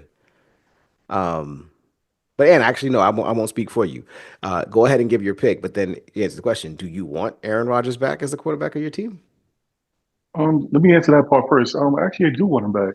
The only reason I do is Wow. because I noticed that he was actually injured throughout the most of his time, and I think that he needs a actual coach that he respects enough to actually bend the knee and play in that type of offense instead of playing into his friend's type of offense. Bend He the didn't knee. really like it when he did it in Green Bay, but he has to come to terms and notice that underneath that offense in Green Bay he was actually playing way better than he is right now playing under his boy. But it depends on whoever the coach comes in. It's going to be up to them as far as picking the who's going to stay, if they're going to keep him or if they're going to let him go, whatever. They're going to run his back, whatever. As far as the coaches right now, like Ray will interview for them, see what happens on that one. I doubt he's going to take that position. But like I said, it comes down to the coaching and it comes down to the GM if they want him back. But as far as for me for right now, I do want him back only just because I think that is because of because he had a lot of injuries that it might have slowed him down a little bit. But as far as for this game, he's going to get his 500 touchdown. And quite the new saying that I've been hearing a lot for the past year or so, Jets are going to Jets. So I want to see them actually winning for some reason. I'm going Wow. to go with the Jets, and I'm going to take the under this one because the Jets always do something stupid, and win games like this. For some reason, these things Um, don't come to life. I tend to agree, and I agree because I don't think Tua is playing. Actually, but that last I read, Tua is not going to play in Tyler this game. Huntley Right. is scheduled to play. Tua has a hip injury that he Yeah, re-injured, the same hurt that he hurt in college. I didn't know yeah, Jordan Travis was still having issues with his leg. I thought he was fully healed. That's kind of upsetting to hear. I feel bad for that young guy. yeah. I mean, he may be ready by the training camp. Maybe I know, ready but I thought he for was the day. healthy at But least, like practice and stuff, get ready to yeah, NFL speed and I don't know, yeah, whatever. agreed. I was rooting for him. I'll pick the Jets here as well. This number is really low. So I actually really do like the Jets. I think Aaron Rodgers is still. I think Aaron Rodgers has been getting a lot of flack this season, but I think Ant's right. It's partially because he's hurt. He's not fully healed off of that He Achilles old. injury. He's No, no, but he is hey, so you got to old. think about this. Not only he's He hurt, he's coming back from He's an old Achilles and hurt. injury. He's moving like Usually, Kirk people don't, Cousins. even So even you're with right. even with a young person, according to Achilles Hmm. injury, coming back from Achilles injury, it has to be like over like a year before they're actually fully back. Anyway, No, sorry in to cut you fairness, off, Malik. you're correct. It took Kevin Durant a year and a half, and he plays basketball, much different sport. But Aaron Rodgers doesn't look his normal self, and he can't really plan and throw like he wants to. But Yeah. you know what? So I I'll think the take the Jets are going to Jets bring him here as back. They're well. just going to ask for him to give up some money. So we'll see if he does that. Yeah, I'll take the Jets You here as well. will. Maybe they'll restructure it into a signing bonus or something like that, Either and they'll that or he restructure goes the to deal. the Colts. Yeah. So I'll take the Jets here as well. The I'm Woody taking. Oh, Johnson, sorry. Aaron Rodgers craziness continues. Ace, you taking the Dolphins, you said? I'm taking the Dolphins. Going to have so much to play for, and I think is it in Miami or is it in New York or New No, Jersey? I it's in New should say York. It's in It's in Jersey. in New the York. Meadowlands. Yeah, it's in the All right, the playing. Meadowlands. I'll say the Meadowlands. That's the old stadium. They're in the swamp. They're in the swampland. It's going to be super cold because Tua's not playing. I think the Dolphins are going to win. Okay. This brings us to the last game of Oh, the wait a minute. But NFL regular season. Oh, go sorry, ahead. Malik. I want to lock that in. Is that my last lock? That is your fifth lock. Okay, so that's going to be my fifth lock of the week, and the Lions are going to be my last lock. Sorry to cut you off. Okay, no problem. Last game of the 2024-25 NFL regular season, Sounds so and sad quite about it. possible, and the first of its kind. Two teams with 14 wins in their regular 14 wins. This has never happened in the history of the NFL in the regular In the season where two teams 105 with year history. 14 wins, yeah, where two teams with 14 victories have played each other. Actually, since they And went to it's 14 games in 1970. yeah, and it's two teams in the same division. This is incredible. It's a great story, and it's the potential for a great game. Too bad they don't play outside like they used I don't know if either one of these teams would have 14 wins if both of them played outside. Anyway, anyway, it's the Vikings 14-2 going to Detroit to play my Lions 14-2 for a lot. Number one seed in the playoffs in the NFC, home field advantage, and a bye week. All those things are online. All those things are at stake for this game. A lot's been made. Lots been discussed about it already on all of the media circuits. This is like the first time in a long time where the conversation about the Lions has been really, really, pertinent throughout all of the networks. I don't like it. Have not liked it. Really, I don't like it at all. I prefer them to just not talk about my team at all. But they won't. They refuse to they just talk about the Vikings. I don't care. Talk about the Vikings for the whole week. I could care less. But anyway, um, Lions are coming off of a victory in San Francisco last week, and the Vikings are coming off a victory at home against Green Bay.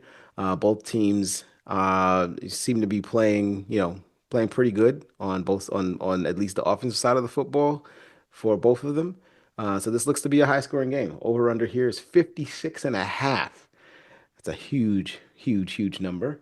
And the Lions are favored by 2.5 points. I'm going to go last because I just want to. So, Ace, I'm going to start with you. Yes, I Vikings wanted to go at the first. Lions. All What's your right, pick? I had to pick up my son Quintavious to help me with this pick. He was whispering to me in my ear, and he was letting me know, "Daddy, you should pick the Lions. It'd be wrong of you for go against your boy Malik. You hear him in the background. It'd be gone. It'd be wrong for you to go against your boy Malik.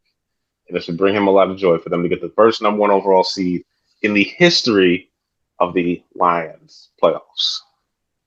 This would be the first time ever they've had the number one overall seed. In 1991, they had the 2 seed, and they won a home playoff game. They won a home playoff game last year, 2 of them.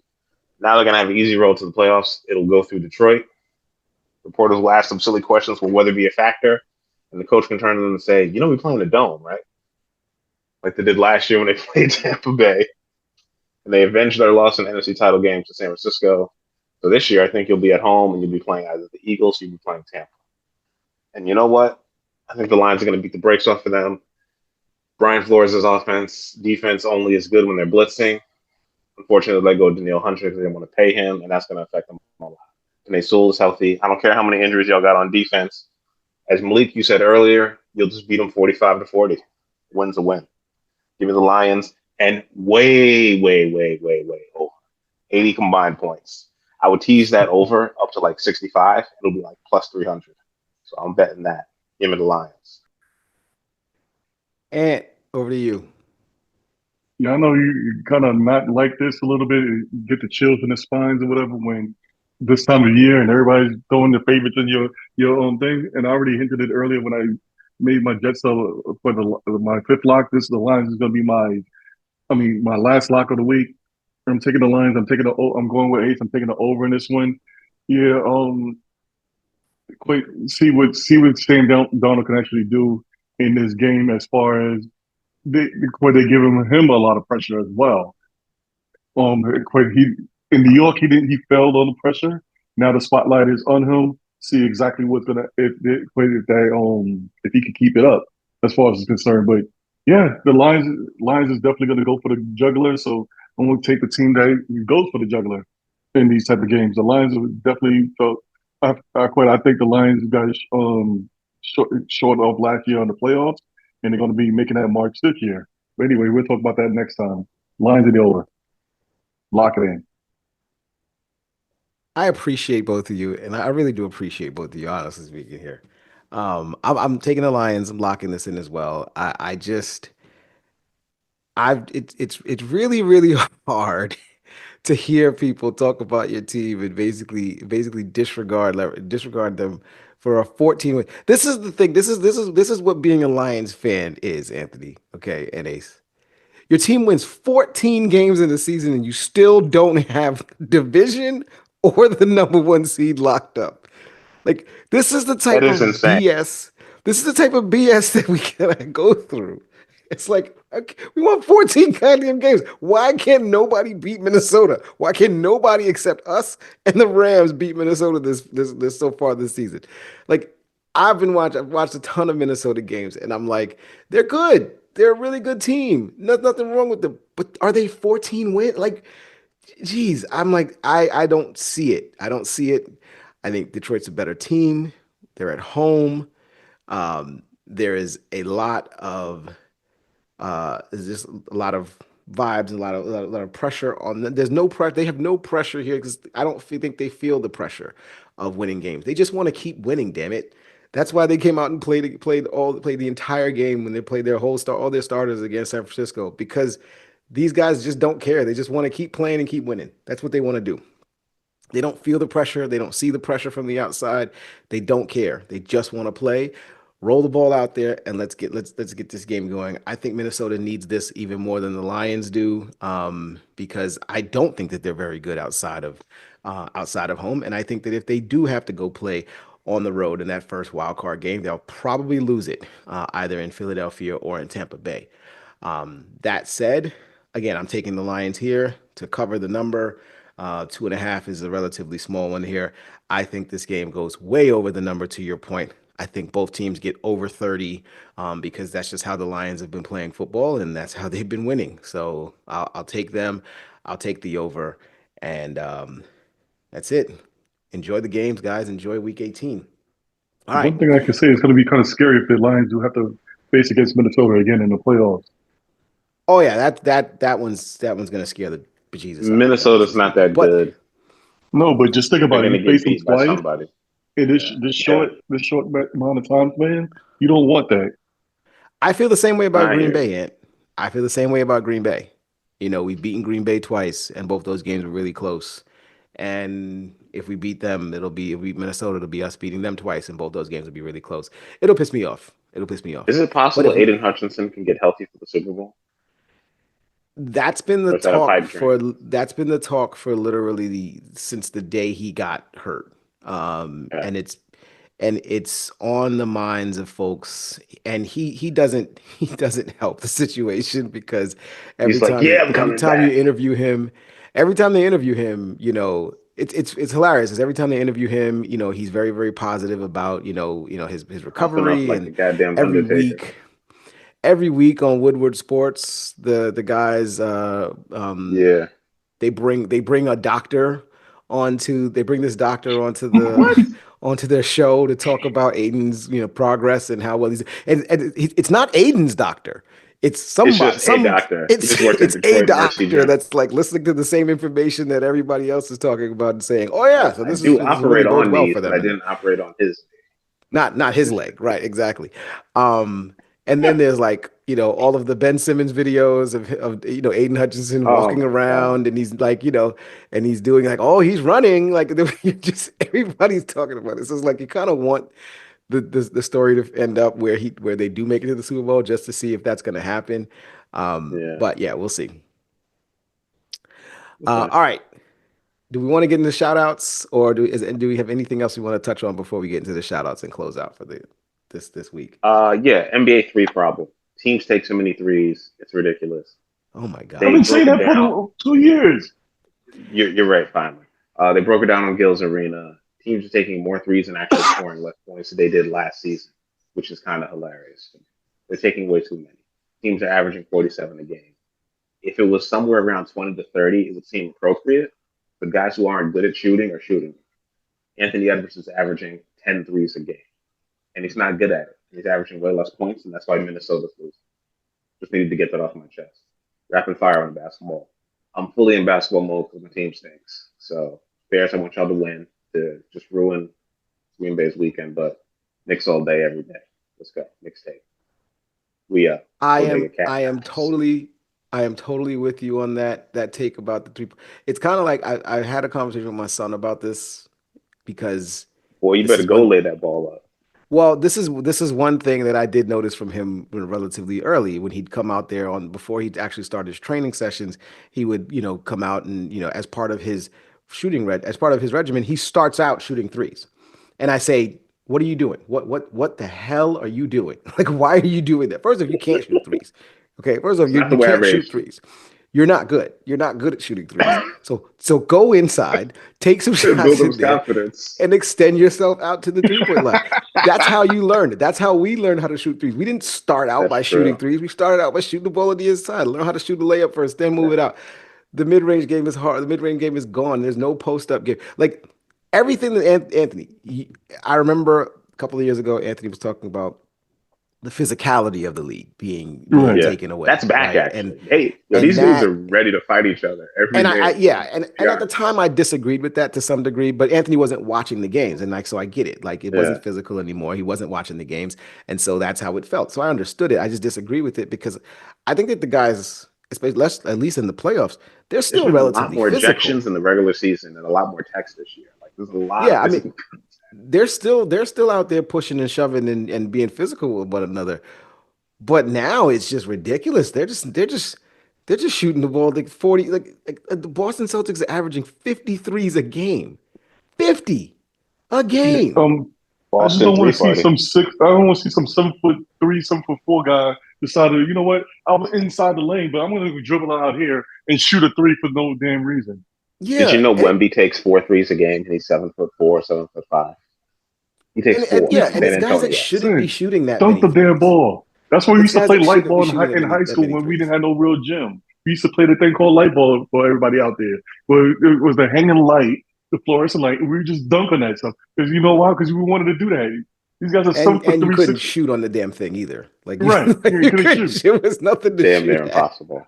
But the thing is that it was awesome. It was an awesome feeling. I'm like, what's wrong with these guys? Like, oh, I made a three. Whee! Yeah, I Oh, can Well, I remember. made a three's more than three. two, but two's more than three if you can hit it at 55% or better. So Eh, shoot 60% from the field, like not my man worth it. DeMarcus Cousins used to. You know, get in there and get Exactly. some buckets at the bucket. Exactly. Yes. Thanks for getting it off your chest, Ace. Yes, I'm definitely in And basketball Miami should mode trade Jimmy entirely too. Butler to the Clippers to give them a chance to actually win because Kawhi's never coming back. Yeah. Yeah, that's probably true. But then Jimmy Butler probably will get hurt too. So anyway. Um it's shout out time. Ant, let's start with you this time. Let's give what any shout outs for the week. No, not really. I'm just gonna give a shout out to Woody Johnson. Just do your damn job and hire Mike Vrabel or a good coach. That's all I care about right now. I'm not thinking about anything else. Oh yeah, sorry about that. Shout out to Lamar Jackson after this week. Go. Baltimore. I'm not a fan of your team, but I want to see them in the Super Bowl and not the Bills and the what's the name in Kansas City. Yeah, I'm a hater. So what? That's the end of my shout out. Ace, over to you. Yeah, I'm with Aaron. I don't want to see anybody three-peat in the NFL. If he really does that, it would be worse than when the Patriots were just winning all the titles. Patrick Mahomes is amazing. I don't know how Kansas City keeps winning. I don't know. He made a deal with the devil somehow. This man is just unstoppable. He won a game with the very next week with a bad ankle. You know, Quavadius agrees with me. He's chiming in on his own. But I want to shout out my Knicks, who are 24-10, one game behind the Boston Celtics in the Atlantic Division. Divisions in basketball don't really matter anymore. My school's in the University of Buffalo's at the Bahamas Bowl. Game's January 4th, which is tomorrow. It's going to be tremendous. It's a real treat for a team from Buffalo to go to the Bahamas and play the only international bowl game. Hope everybody's watching it. Standalone game on ESPN, and they are going to win that. And I also want to shout out to all the kids out there, people, they say adults, they really want you to give them your opinion. No, they don't, because everybody's clowning Woody Johnson for asking his kids about football. For asking his kids about football because they were using Madden scores. And maybe he shouldn't have listened to their kids because he doesn't know anything. Because he doesn't know anything about football. But yeah, just lie. These older people don't really want to hear your opinion. You know, I get it. You know, you want to tell people, give me your opinion, and then when they give you your opinion, they mock you for listening to you. So Woody Hey, Johnson, you're in a no-win situation. hey, And to the Bears, get a just real head coach and get an offensive coach, and the defense will take care of itself. I don't care if you hire Eric Bieniemy. I don't care who you hire. Just don't hire somebody who's a defensive first guy. Okay, just hire an offensive coach. Jim Caldwell, anybody. I'll take him. I'd be happy about it. Okay. Ace. Just your And on opinion that on note, the I'm Woody out. Johnson thing. Just He your opinion he on the Woody Johnson thing. People Oh, I always just wanted to say, say. you know, your No, I just kids can want to teach you throw this. things, Just and he want to throw asked this his one thing in kids, and here. then they said, nah, they're dumb. No. I just want to throw this one thing in there. It's kind of. I think you're kind of right. It's kind of good to listen to your kids. If the Giants actually listened to their kids, they would actually moved up, got a good quarterback, That's a and good maybe point. kept Saquon Barkley instead of going with the man formerly known as Danny Dine. Listen, I don't know why they were so pot committed. They should have eaten that and traded him the same way Denver got rid of Russell. It worked out for Russ. He's in the playoffs. That man played himself back into the Hall of Fame. So shout out to Russ. Shout out to the NFL. And yeah, man, shout out to the NBA. It's starting to get good. I'm loving NBA TV. I'm loving the NFL this year. I've been winning most of my bets. And yeah, the Jets aren't terrible, but they are in New Jersey. So I'm not gonna lie. Go New Jersey Jets. Um, all right, my shout out. I think the Ace mentioned it a little bit, but my shout out goes to Jimmy Butler. Um, and it's Oh, not and because R.I.P. Greg Gumbel, great oh broadcaster. yes, absolutely. Um, it's not because I'm a Jimmy Butler fan or anything like that, but he's the first player to buck the heat culture trend that everybody seemed to love and everybody seemed to be so enamored by. And it's like, no, heat culture works because they win, and when they don't win, no one likes all of that stuff being thrown on them. Jimmy Butler walked into this season. He knew he was going to be a free agent at the end of the year, and they're not winning. And he basically said, I don't want to play for you guys anymore. I don't want to be here because I don't like the Heat culture is not the reason to stick around. Winning is the reason to stick around. And if you're not winning, get me the hell up out of town. Jimmy Butler wants to get a contract. Miami's not paying him. And so he wants to leave. And Heat culture will not keep him there because culture is only as good as winning. Patriots culture, the Bill Belichick way was really, really good when they were winning Super Bowls. When they weren't winning Super Bowls and Tom Brady left, the culture was nobody talked about Belichick's way or the Belichick culture or the Patriot way or any of that crap Exactly. anymore because The they do your stopped job thing ended. winning. Exactly. Nobody wants to hear about you not doing your job right, or all that stuff when you're not winning. We're not winning. I don't want to hear it. Don't tell me when to come when to show up for practice. I'll show up when I want to damn well show up because nobody likes work culture is only really good when the checks are rolling in, the money's looking good, and we're playing well, we're winning games. That goes true in regular society. I'll show up to work every single day on time, even early. I'll show up to meetings early from work. I'll show up to work meetings early. If you pay me an extra 20%, sure, I'll be at every meeting on time, maybe 10 minutes early to it. I will lead the call, okay? But if you're not paying me and things are I'm not having fun here, guess what? You're gonna get the worst version of me. So I'm not being paid for this podcast. That's why I'm usually 15 minutes late when we join. So just putting this into perspective, okay? In the words of Ricky Waters, for who, for what? Shout out to my LSU Tigers beating the Baylor Bears in the bowl game in their bowl game last week, in the Texas Bowl. Oh, 44 and shout out to points. Alabama losing. Oh yeah, well, we scored 44 points. We gave up 31 to Baylor, showing just once again how, we can score a ton of points and we can't stop anybody. LSU has basically been the Detroit Lions of the end of the college football world. But there's a lot of them. There's a lot of teams in college football that just they're really, really great on one side of the ball, and that's it. Um, Shout out to the college football playoff. It's actually been pretty interesting. That whole, the whole situation that we're in right now. Notre Dame versus Penn State, Ohio State versus Texas. These would be some pretty good games here. But I just love the fact that no Georgia, no Alabama, no SEC powerhouse, except for Texas, of course. But they've only been there for like They're a a Big million and a 12 half. team. I want Yeah, Jordan Peele to exactly. show up on the Notre Dame sideline while Keegan Michael Key is on the Penn State sideline. I want that to happen. That would be fun. That would be fun. And shout out to the New York Knicks, who Ace just mentioned. They're 24-10, and they are beating the Oklahoma City Thunder. They're up 12 points now because Oklahoma City just hit a layup. They're up 12 points going into the half, up Suck it, 66-54. Hartenstein. And yeah, looking pretty good, while doing it. And last but not least, Ace mentioned, a shout out and rest in peace to Greg Gumbel. And I will say to the fans, the people, the loved ones that were tragically lost in the situation in New Orleans over the weekend. Prayers and thoughts go out to you and the families there. We hope we hope all of the injured have a speedy Seriously. recovery. And to everyone that lost someone, our prayers are with you. All right. That's it for us this week. I'm rolling on out for the fellas. This is the Uptown Parlay Podcast. Peace out. Harlem, Peace. we out here.